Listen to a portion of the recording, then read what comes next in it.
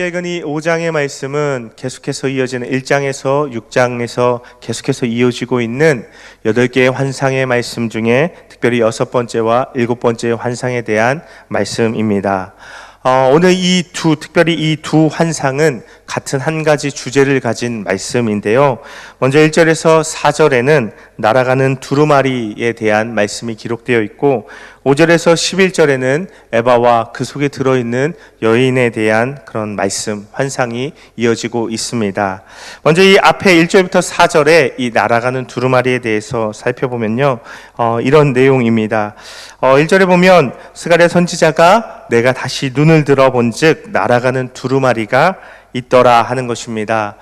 스가랴 선지자가 두루마리를 보고 있었습니다. 날아가는 두루마리를 보고 있었던 것이죠. 그런데 그때 스가랴 선지자에게 계속해서 이야기하고 있던 천사가 다시 스가랴 선지자에게 묻습니다. 네가 무엇을 보느냐 하는 것입니다. 그랬더니 스가랴 선지자가 2절의 말씀처럼 날아가는 두루마리를 보나이다. 그 길이가 20규빗이요 너비가 10규빗이니라 라고 이니이다 라고 대답하는 것입니다. 두루마리를 보고 있는데 그것이 날아가고 있는데 그 크기가 길이가 20규빗 너비가 10규빗이라는 것입니다. 규빗은 흔히 성경에서 구약에서 길이를 재는 단위로 손끝에서 가운데 손가락 끝에서 팔꿈치까지의 길이를 이야기합니다. 보통은 45cm 정도로 이야기하는데요. 그러면 길이가 20규빗이라는 것은 그 길이가 9m 정도 되고 너비가 10규빗이라는 것은 너비가 한 4.5m 이 정도 되는 굉장히 큰 그런 사이즈의 두루마리라는 것을 알 수 있습니다. 이 당시 고대 문서에서 우리가 알고 있는 것처럼 이 성경의 말씀이, 구약의 말씀이 양피지 같은 것에 기록되어서 두루마리로 되어 있었던 것을 우리가 알 수 있는데요. 그걸 쫙 폈을 때 길이가 9m를 넘는 것은 그래도 제법 흔하게 있었다고 합니다. 그런데 보통 이 두루마리들은 이 너비가 30cm 정도가 보통이었다고 합니다. 그런데 지금 이 두루마리는 이 너비가 4.5m 정도 되니까 엄청나게 커서 그냥 쳐다보면 눈에 확 들어오는 아주 특이한 그런 두루마리였다는 것을, 눈길을 끄는 두루마리였다는 것을 알 수 있습니다. 그런데 이것에 대해서 이 스가랴 선지자가 보고 있는 이 두루마리에 대해서 3절의 말씀이 분명히 이렇게 말씀하고 있습니다. 그가 내게 이르되 이는 온 땅 위에 내리는 저주라 하는 것입니다. 이 두루마리는 저주, 또 저주에 대한 말씀이라는 그 의미인 것인데요. 특별히 이것은, 이 저주라는 단어는 계약 관계의 의미를 담고 있습니다. 그런데 그 계약을 깨트리는 죄악과 관련된 단어가 바로 이 저주인 것입니다.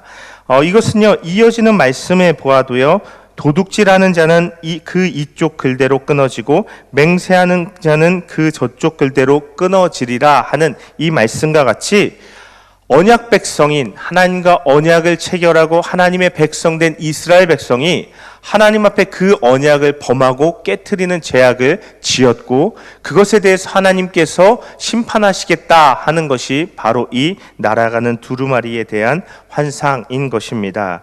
그런데 특별히 방금도 읽어보아서 알 수 있지만 여기에는 도둑질과 맹세, 다시 말해서 10계명의 8계명과 9계명의 대한 언급, 그리고 이어진 4절의 말씀에 보면 하나님께 대한, 하나님의 이름으로 망령되이 맹세하는 것과 관련된 10계명의 말씀들을 이스라엘 백성들이 특별히 범한 것, 특별히 이웃에 대해서 지켜야 하고 이웃에게 선을 베풀어야 할 것에 대해서 어기고 범한 것에 대해서 지적하고 있다는 것을 알 수 있습니다. 이것은 흔히 선지서에서 자주 반복되는 내용이었습니다. 이웃에게 어떤 이 물건을 팔 때, 곡식을 팔 때 단위를 속이고 무게를 속이고 또 이웃의 것을 억지로 빼앗고 힘으로 빼앗고 약한 자들을 괴롭게 하는 그러한 일들에 대해서 선지자들이 이미 여러 차례 지적을 하였던 그런 죄악들이었습니다. 그런데 이 당시에 이 죄악이 언급되는 것이 그 앞선 선지자들이 그 죄악을 지적한 것보다 훨씬 심각한 측면을 가지고 있습니다. 그것은 이전에 그런 선지자들은요, 포로로 잡혀가기 전에, 하나님의 심판을 받기 전에 이스라엘의 모습이었습니다. 그런데 지금 이 모습은 이미 멸망을 당하고 포로로 잡혀 갔다 와서 하나님의 죄로 말미암는 하나님의 심판을 당한 그 이후의 모습인데도 아직 이런 죄악들이 이스라엘 백성들에게 동일하게 남아있다는 것이 훨씬 큰 심각한 이 죄악의 모습이었다는 것입니다. 특별히 하나님께서 이 1절에서 6장의 말씀은 계속해서 하나의 주제를 담고 있는데 그것은 성전 재건과 관련된 말씀입니다. 특별히 하나님께서 이스라엘 백성들이 포로에서 돌아와서 다시금 성전을 재건하는 데 있어서 이 죄악들을 들추어내고 지적하고 심판할 것이다 말씀하시는 것은 이제 성전을 짓고 새롭게 되어서 하나님의 영광과 하나님의 그 나라의 다스림을 드러내야 되는 하나님의 백성들이 아직도 이런 죄악들에 찌들어 있는 것을 지적하면서 하나님, 너희가 그러한 모습으로 성전을 재건할 수 없다. 그런 모습으로 성전을 재건하여도 그 성전이 온전한 하나님의 영광을 드러낼 수 없다 하시는 그런 하나님의 안타까움의 말씀이라는 것입니다. 그런데 이것에 대해서 하나님께서 심판하실 것이다 라고 말씀하시는데, 그것이 3절의 말씀처럼 온 땅에 내리는 저주이고, 이제 4절에 보면 그 거짓말을 하고 거짓 맹세를 하는 이들의 집에 들어가서 하나님께서 찾아 들어가셔서 그 집을 처참하게 무너뜨려 내리시겠다, 그 죄악을 심판하시겠다 하시는 말씀이 이어지고 있는 것입니다. 하나님께서 하나님의 백성들을 그 죄악 가운데로부터 깨끗하게 하시고 정결하게 하셔서 하나님께서 충만하게 부어주실 그 은혜와 영광이 온전히 은혜되고 온전히 영광되게 하시려는 하나님의 죄악에 대한, 하나님의 백성들에 대한 죄악에 대한 하나님의 열심, 하나님의 노력이라는 것입니다. 이어지는 말씀도 마찬가지 맥락에서 하나님께서 환상을 한 가지 더 보여주고 계신데요. 6절에 보면 한 에바가 등장합니다. 에바라는 것은 어떤 이스라엘 백성들 가운데 고대 근동에서 곡식을 세는 단위 또는 곡식을 측량하는 그 도구를 의미합니다. 곡식을 팔 때 이것에 담아서 그 양을 측정해서 이제 팔고 하였던 것입니다. 그런데 이어지는 말씀에 보면요, 그 에바 안에 한 여인이 앉아 있다 하는 것입니다. 그리고 더 구체적으로 8절에 보면 이 여인에 대해서 악이라고 이야기를 하면서 그 여인을 에바 속으로 던져 넣었다라고 말씀하시는 것입니다. 그리고 나서 납조각을 들어서 이 에바의 입구를 막아서 이 여인이, 이 악이 겉으로 튀어나오지 못하도록 하였다 하시는 말씀입니다. 그런데 이 에바에 든 여인, 그리고 납조각으로 그 입구를 막은 이 에바를 이어지는 9절의 말씀에 보면 두 여인이 또 나와서 이 에바를 높이 들어서 옮기는 모습이 기록되어 있습니다.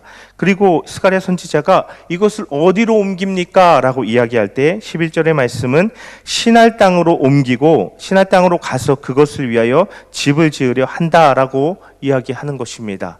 이것을 신할 땅으로 옮겨버린다라고 말씀하는 건데요. 특별히 이 에바는 앞서서 제가 말씀드린 것처럼 이스라엘 백성들에게 하나님께서 공정한 추와 공정한 에바를 자주 말씀하셨습니다. 하지만 이스라엘 백성들은 추의 무게를 속이고 에바의 크기를 속이면서 자기들의 이익을 취하고 이웃의 것을 빼앗는 일을 일삼았다는 것입니다. 이스라엘의 그 이웃에 대한 죄악을 드러내는 것이 이 에바입니다. 그리고 이 에바 안에 담긴 이 여인, 이 악은 특별히 성경 안에서 자주 우상에 비유돼서 사용되는 우상 숭배와 관련된 것을 이야기하는 것입니다.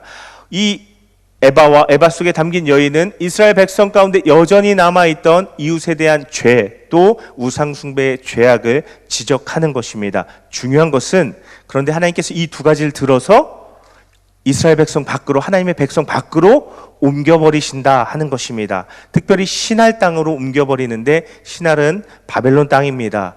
특별히 이스라엘 백성들이 포로로 잡혀갔던 땅이며 이스라엘의 죄악이 해결되는 그러한 땅이었다는 것입니다. 하나님께서 그 땅으로 이스라엘의 죄악을 다시금 완전히 옮겨버리실 것이다 라고 말씀하는 것입니다. 그리고 하나님의 백성 안에는 더 이상 죄악이 없이 하시겠다 하시는 하나님의 말씀이라는 것입니다. 그런데 이 두 가지 말씀은 하나님께서 얼마나 하나님의 백성을 정결케 하시기를 원하시고 하나님께서 주신 은혜가 정말 은혜되어서 하나님의 백성들을 통해서 열방에 흘러가고 열방에 하나님의 구원의 빛을 비추고 나타내게 하시기를 원하시는지를 드러내는 말씀인 것입니다. 그것은 하나님의 백성에 대한 하나님의 뜨겁고 간절한 사랑이었습니다. 하나님께서 복을 주실 것인데, 은혜를 주실 것인데, 그 영광을 나타낼 것인데, 그것으로 말미암아서 하나님의 백성으로 온 열방이 하나님께로 돌아오게 되는, 하나님 나라가 이 땅 가운데 이루어지게 되는